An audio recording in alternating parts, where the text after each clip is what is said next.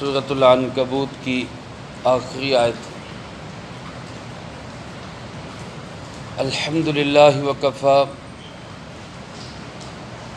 وسلام علی عبادہ الذین اصطفی خصوصاً علی سید الرسل وخاتم الانبیاء وعلی آلہ واصحابہ الاتقیاء۔ اما بعد فاعوذ باللہ من الشیطان الرجیم بسم اللہ الرحمن الرحیم۔ والذین جاہدوا فینا لنہدینہم سبلنا وإن اللہ لمع المحسنین۔ والذین جاہدوا فینا، اور وہ لوگ جو ہمیں پانے کے لیے مجاہدہ کرتے ہیں، لنہدینہم سبلنا، ضرور ہم ان کے لیے راستے کھول دیں گے، وَإِنَّ اللَّهَ لَمَعَ الْمُحْسِنِينَ، اور بے شک اللہ رب العزت احسان کرنے والوں کے ساتھ ہے۔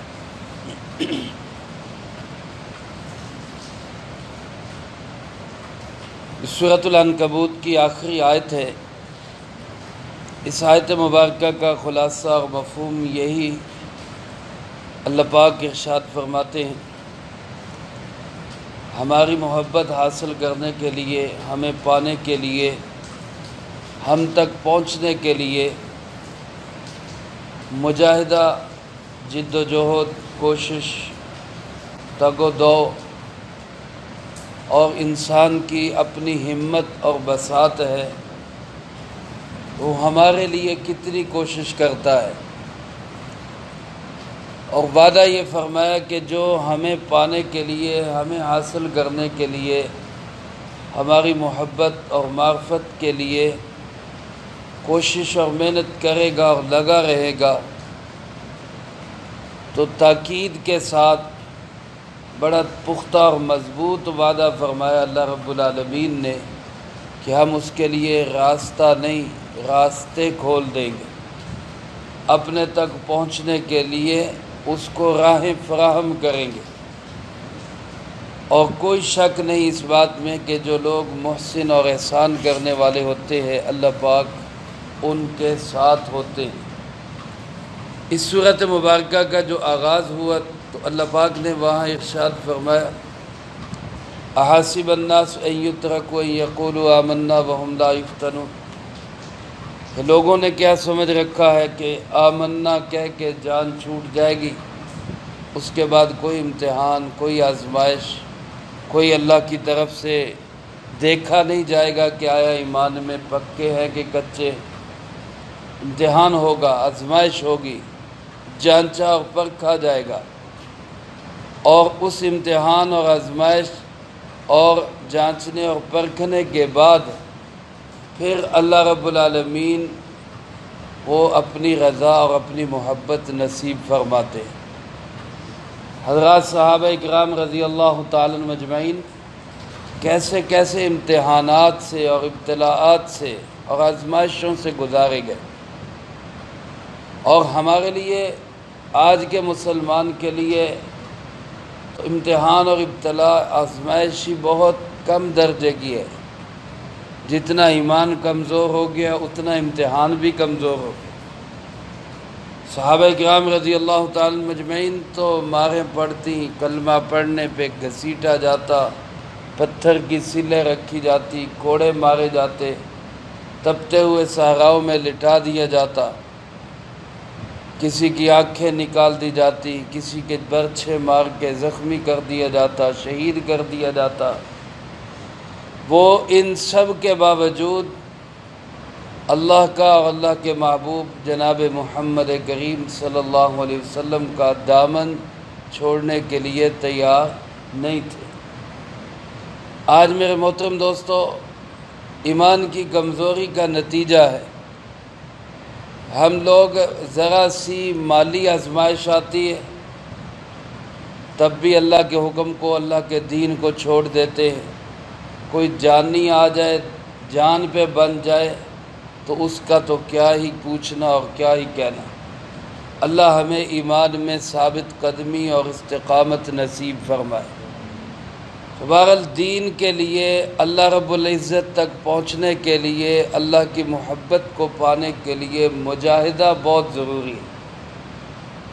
اور کسی نے مجاہدے کا لفظ جو اختیار کیا ہے اللہ پاک نے یہاں پہ، والذین جاہدوا، وہ لوگ جو مجاہدہ کرتے ہیں، جاہدوا مجاہدے سے، اور مجاہدے اور جہاد کا مادہ ایک ہی ہے، جد و جہد اور کوشش، جہد سے ہے۔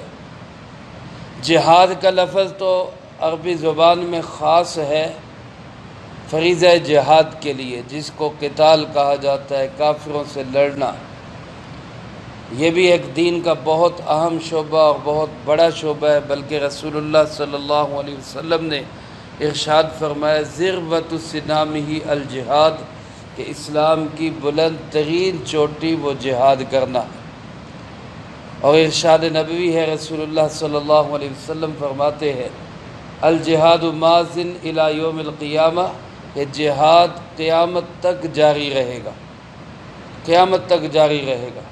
اور ایک جگہ ارشاد فرمایا کہ جب تک تم جہاد کرتے رہو گے، اللہ رب العزت تمہارا رعب اور جلال، تمہاری وجاہت، کافروں کے دلوں کے اندر تمہارا رعب اور دبدبہ قائم رکھے گے۔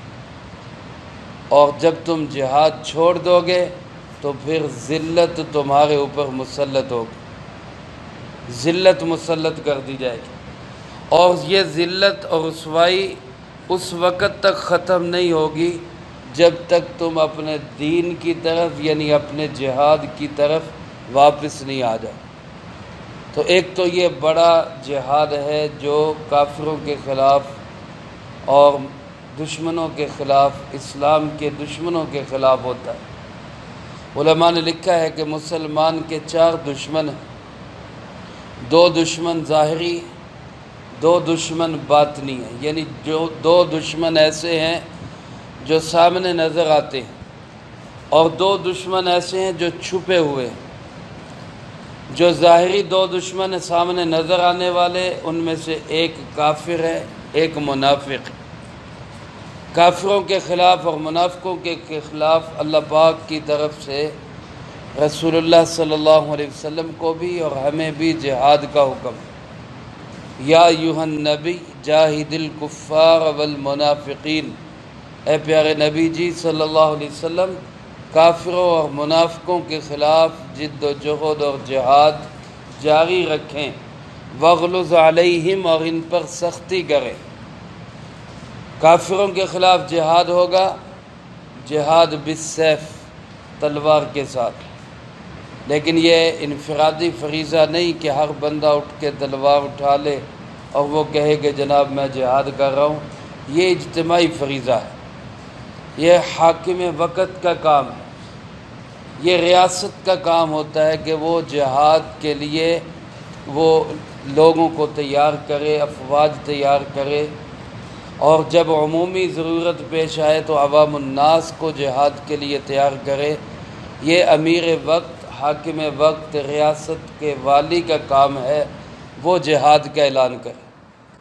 یا پھر امت کے علماء کا کام ہے، علماء امت جب اجتماعی طور پر جہاد کا اعلان کریں تو پھر جہاد ہوتا ہے۔ انفرادی طور پہ کوئی بندہ اٹھے اور وہ اعلان کرے کہ جناب میں اکیلے ہی جہاد کر رہا ہوں، تو یہ جہاد نہیں ہوگا، یہ ہو سکتا ہے فساد تک پہنچا دے۔ اللہ ہمیں اس دین کی سمجھ نصیب فرمائے۔ لیکن کافروں کے خلاف عملی جد و جہد، زبانی طور پر، قلم کے طور پر، یا اسی طرح تقاریر کے ذریعے اور بیانات کے ذریعے، یہ بہرحال ہر انسان کی ذمہ داری ہے کہ وہ امر بالمعروف اور نہی عن المنکر کرتا رہے، نیکی کا حکم کرتا رہے اور برائی سے منع کرتا رہے۔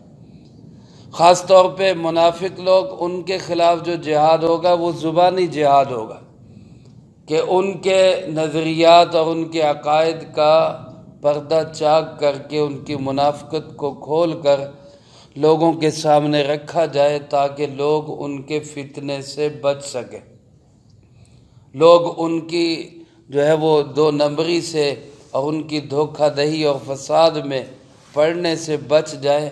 یہ منافقوں کے خلاف جہاد۔ اور دوسرے جو دو دشمن انسان کے چھپے ہوئے ہیں، ان میں سے ایک دشمن شیطان ہے اور ایک دشمن نفس ہے۔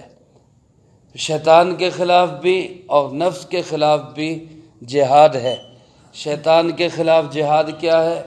کہ انسان اللہ کی پناہ میں آئے، اللہ رب العزت سے پناہ مانگے، شیطان کے مکر و فریب سے بچنے کی کوشش کرے۔ اور نفس کے خلاف جہاد کیا ہے؟ کہ نفس کی خواہشات کو کنٹرول میں کیا جائے، ہر خواہش پوری کر دینا، نفس کی ہر چاہت کو پورا کر دینا۔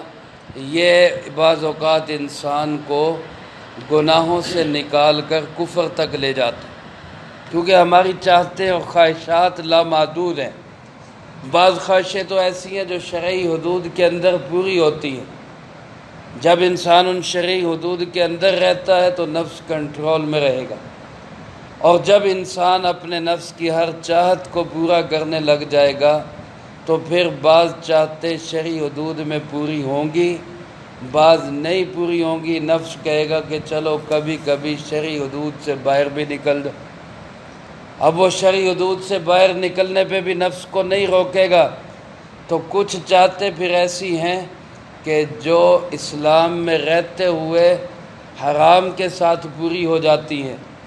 اگر وہاں بھی اپنے نفس کو کنٹرول نہیں کرے گا تو پھر کچھ چاہتیں ایسی ہوں گی جو حرام کے دائرے سے نکل کر بھی کفر کے بغیر پوری نہیں ہوتی۔ تو پھر یہ نفس کو اگر روکے گا نہیں تو یہ سرپٹ گھوڑا دوڑاتے دوڑاتے اپنے سوار کو بھی یہ اسلام کی حدود سے باہر لے جائے گا، کفر تک لے جائے گا۔ اس لیے اپنی خواہشات کو کنٹرول کرنا، یہ اپنی لذات پہ پیرا بٹھانا، یہ بھی ایک جہاد ہے۔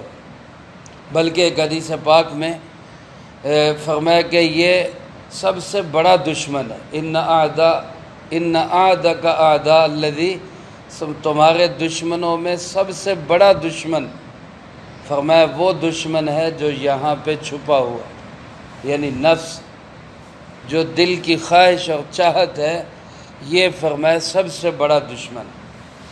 اس لیے اس کو کنٹرول میں کرنا یہ بھی ایک جہاد ہے اور بہت بڑا جہاد ہے۔ تو نفس کی چاہتوں کو قابو میں رکھنا یہ بھی جہاد، قلم کے ذریعے جہاد کرنا یہ بھی جہاد، اور تقریر اور وعظ کے ذریعے جہاد کرنا یہ بھی جہاد، تلوار کے ذریعے، تیر کے ذریعے، اسلحے کے ذریعے جہاد کرنا یہ بھی جہاد۔ اور جس انداز سے بھی انسان جہاد اور مجاہدہ کرے گا اللہ کی محبت کو حاصل کرنے کے لیے، اللہ پاک فرماتے ہیں کہ ہم پھر اس کو اپنے تک پہنچنے کے راستے بھی سمجھائیں۔ پھر اللہ پاک انسان کو ان راستوں پہ چلائیں گے۔ دیکھو میرے بھائیوں، ایک دل میں چاہت پیدا ہوتی ہے غیر محرم کو دیکھنے کی۔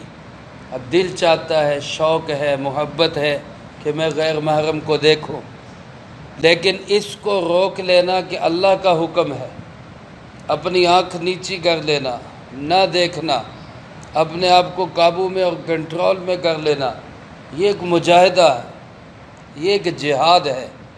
اس وقت میں انسان کے دل پر اور خواہش پہ جو چھریاں چل رہی ہوتی ہیں، اس جہاد اور مجاہدے کی برکت سے اللہ پاک فرماتے ہیں پھر میں وہ ایمان کی حلاوت اور لذت نصیب فرماتا ہوں جو اس کے علاوہ کسی اور صورت میں مل نہیں سکتی۔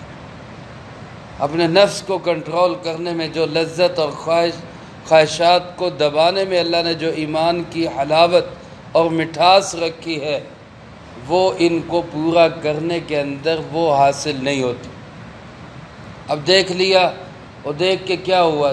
چند لمحوں کے لیے وہ دل کو سکون ہو گیا۔ سکون بھی کیا ہوا، بس یوں کہہ لیں کہ آگ ٹھنڈی ہو گئی اندر کی، دیکھ لیا جی، بس جی کیا ہو گیا اس سے۔ لیکن جو نہ دیکھنے پہ ایمان کی حلاوت ہے اور مٹھاس ہے، وہ انسان کو وہ ویسے نصیب نہیں ہوتی۔ ہم لوگ، ہم مسلمان، ہم نوجوان، بالخصوص جو ہمارے نوجوان دوست ہیں، وہ نظر بازی کی لذت جو ہے وہ تو اٹھاتے ہیں، اور نظر کو اللہ کے حکم پہ کنٹرول کر کے جو لذت ملتی ہے، کبھی اس کا بھی مزہ چکھ کے دیکھیں وہ کیسا مزہ ہے۔ تو اس میں بھی اللہ نے ایک لذت رکھی ہے۔ اللہ کے حکموں کو توڑنے کی لذت تو ہم نے اٹھائی ہے، کبھی اللہ کے حکموں کو پورا کرنے کی لذت حاصل کرے، یہ اس سے بھی بڑی لذت ہے۔ یہ جو ہم کہتے ہیں نا کہ فلاں بزرگ وہ ساری ساری رات جاگتے تھے، عشاء کے وضو سے فجر کی نماز پڑھتے تھے، وہ کیسے ہو جاتا تھا؟ وہ لذت اور شوق سے ہی ہوتا تھا۔ آج جن کو موبائل کی لذت اور شوق اور چسکا لگ جاتا ہے، وہ ساری رات بیٹھے، ساری رات لیٹے ہیں، اور یہ چل رہا ہے اور وہ دیکھ رہے ہیں، کوئی ان کو تھکاوٹ نہیں، کوئی اکتاہٹ نہیں، کوئی گھبراہٹ نہیں، وہ رات گزر جاتی ہے اور جناب ان کو احساس بھی نہیں ہوتا۔ یہ لذت ہی ہے۔ اگر انسان اللہ کی محبت کی لگا لے تو اللہ تک پہنچ جاتا ہے، اللہ کے غیر کی محبت کی لگا لے تو اس طرف کو چل پڑتی۔ وہ پنجابی میں کہتے ہیں شوق دا کوئی مول نہیں، شوق جس چیز کا لگ جائے پھر انسان اس پہ اپنی توانائیاں خرچ کر دیتا۔ کسی نے مجاہدے کی بڑی خوبصورت تشریح کی ہے، جو نقطہ بعد الوقوع کے طور پر ہے، کوئی قرآن و حدیث کی بات نہیں ہے، لیکن ایک بڑی اچھی اور خوبصورت تعبیر ہے۔ مجاہدے کے اندر 6 لفظ ہیں۔ مجاہدے کے اندر کتنے لفظ ہیں؟ 6 لفظ ہیں۔ میم پہلا لفظ ہے، پھر جیم ہے، پھر الف ہے، میم جیم الف، اور اس کے بعد ہا ہے، پھر دال ہے، پھر ہا ہے۔ یہ 6 حروف ہیں مجاہدے کے۔ انہوں نے اس کی تعبیر یوں کی کہ مجاہدے کے اندر یہ جو 6 حروف ہیں، یہ 5 محنتیں ہیں اور 6واں نتیجہ ہے۔ 5 محنتیں ہیں، 6واں حرف نتیجہ ہے۔ 5 محنتیں کون سی ہیں؟ پہلی محنت میم سے مال لگانا، انسان اللہ کے لیے اپنا مال خرچ کرے، دین کی سربلندی کے لیے، مساجد پہ، مدارس پہ، کتابوں پہ، تصنیفات پہ، علماء پہ، اہل حق پہ، دینی تحریکات پہ، جہاد کے لیے اپنا مال خرچ کرے۔ یہ مجاہدہ کا پہلا جز ہے، پہلا حرف ہے مال لگانا۔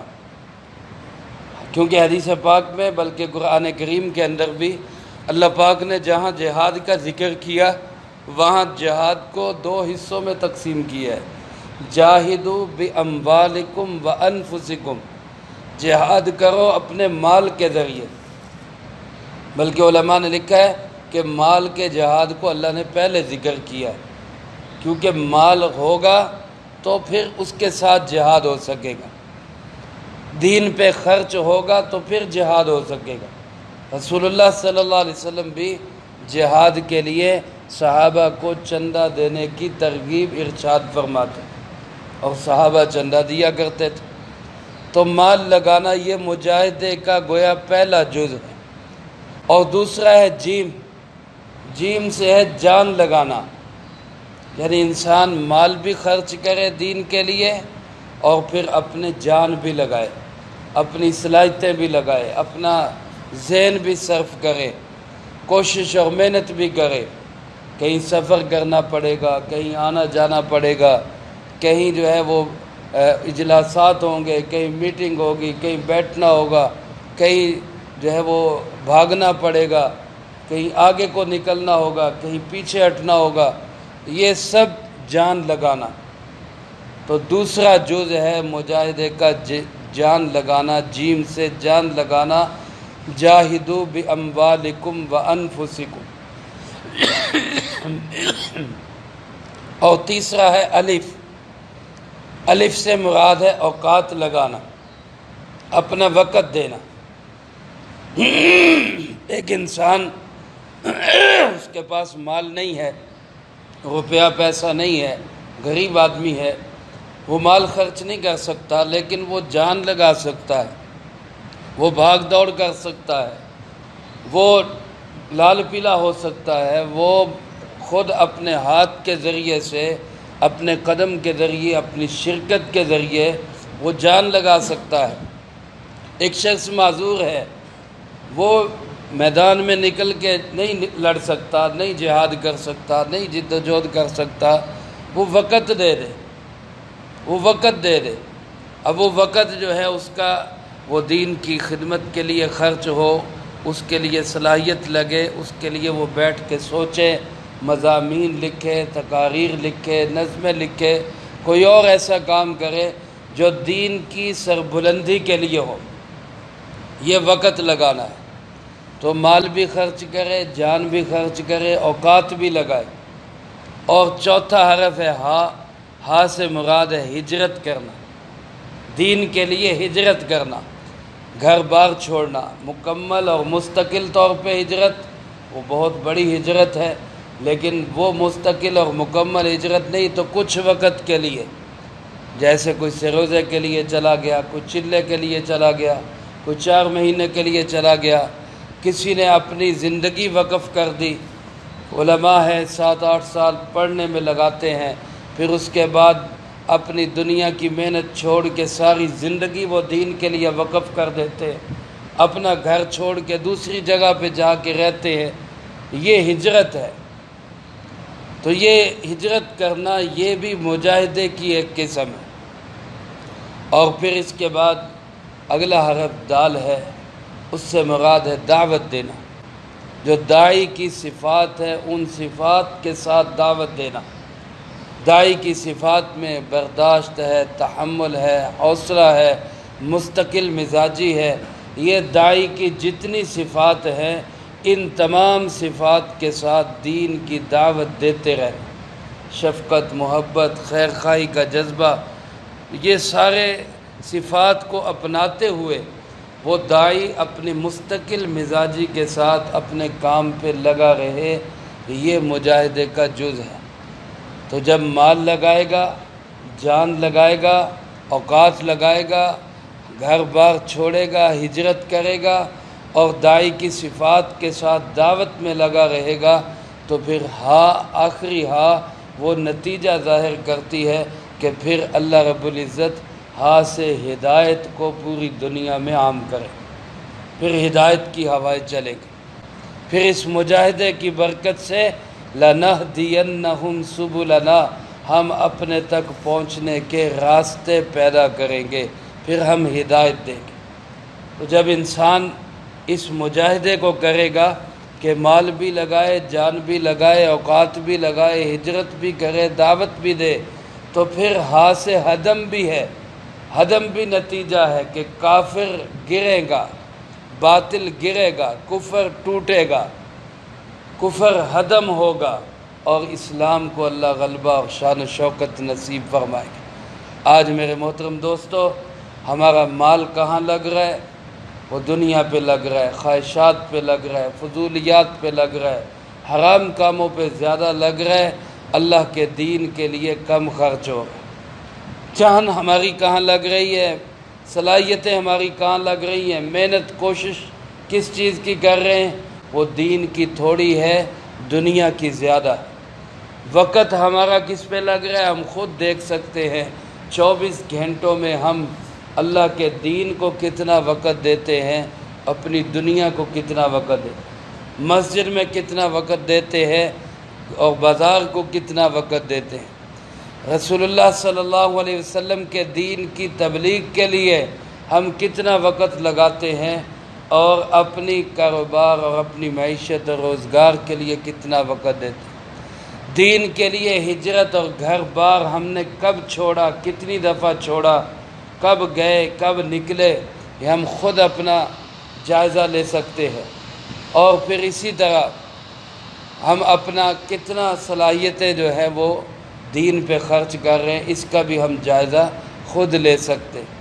اور کس قدر ہم جو ہے وہ دین کی دعوت دیتے ہیں، کتنے لوگوں کو روزانہ ہم نیکی کا حکم کرتے ہیں یا برائی سے منع کرتے ہیں، داعی والی صفات اور شفقت اور محبت رکھ کے ہم کتنے لوگوں کو دعوت دیتے ہیں، اور پھر اگر ہدایت نہیں پھیل رہی بلکہ ہدایت کے راستے رکے ہوئے ہیں، ہدایت والے دنیا سے جا رہے ہیں، تو پھر میرے دوستو گلہ شکوہ کیا ہے؟ ہم نے خود ہی مجاہدہ چھوڑ دی۔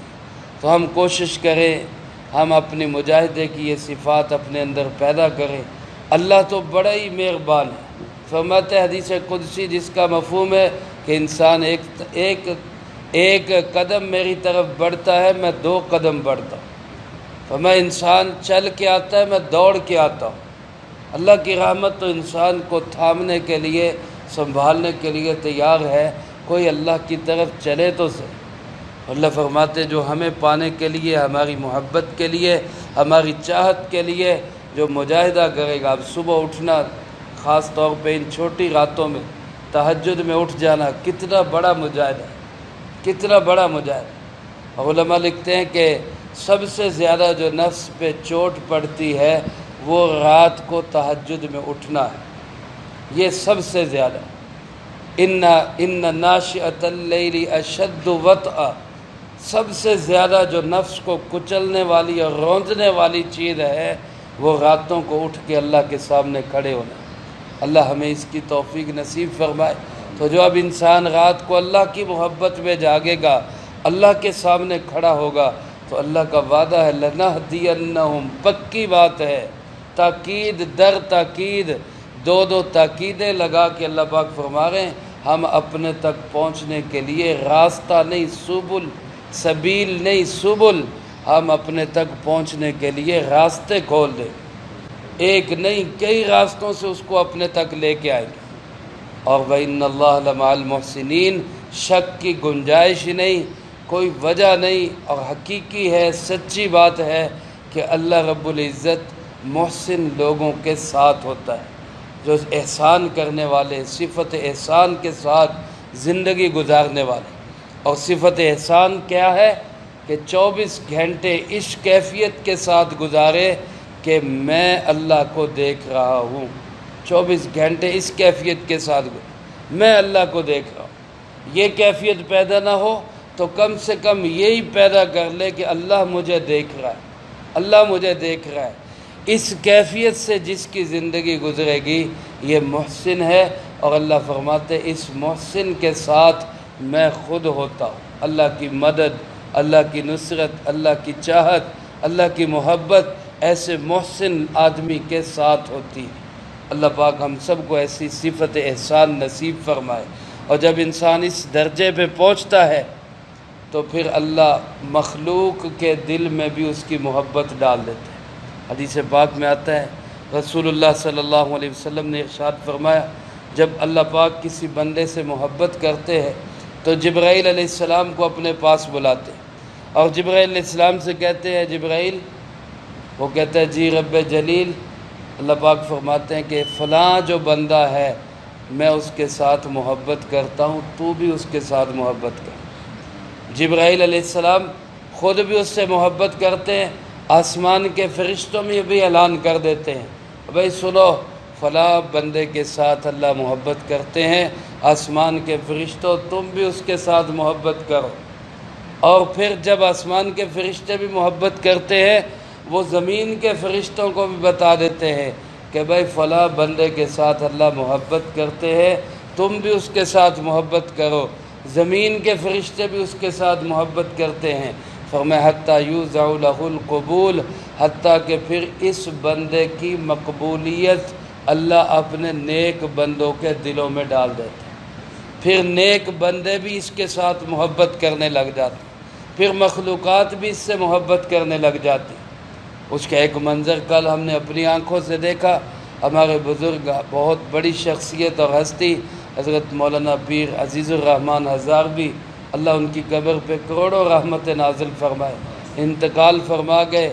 دنیا جہان کے لوگ وہاں ان کے جنازے کے لیے اکٹھے، لاکھوں انسانوں کا جمع غفیر، پتہ نہیں کہاں کہاں سے، اب کوئی رشتہ داری نہیں، کوئی برادری نہیں، کوئی بعض شاگرد بھی نہیں ہے، بعض مرید بھی نہیں ہے، لیکن صرف اس لیے کہ ایک اللہ والا دنیا سے گیا ہے، اس کے جنازے کی برکت سے شاید اللہ ہماری بخشش فرما دے۔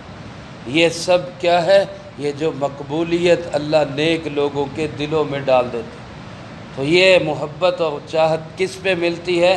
جب انسان خود اللہ کی محبت میں اپنی مجاہدہ کرتا ہے، جد و جہد کرتا ہے، تو پھر اللہ اس کی محبت لوگوں کے دلوں میں ڈال دیتا ہے۔ اللہ مجھے آپ کو یہ مجاہدہ، یہ پوری صورت کا خلاصہ ہے کہ مجاہدہ جو ہے وہ اللہ کے لیے بہت ضروری ہے، اللہ کے دین کے لیے بہت ضروری ہے۔